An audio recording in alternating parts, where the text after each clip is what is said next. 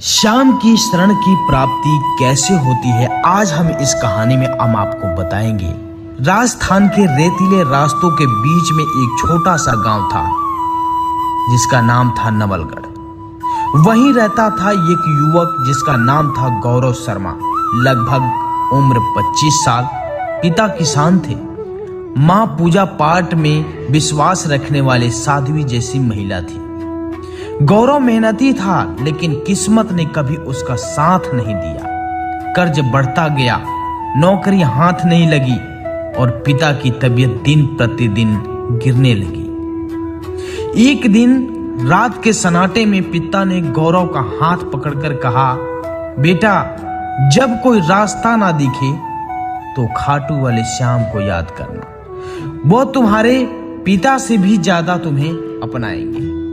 ये बात सुनकर गौरव की आंखों में आंसू उतर आए और बोला कि पिताजी, अगर वो सच में है तो मैं उन्हें जरूर ढूंढूंगा।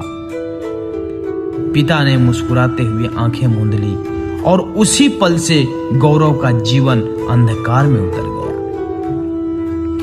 अगले कई महीने तक गौरव मजदूरी करता, माँ की दवा लाता और रात को मंदिर में बैठकर रोता रहता था। लोग उसे पागल समझने लगे थे। लोग ताने मारने लगे थे कि अरे खाटू वाले, कौन सुनता है, ये सब धोखा है।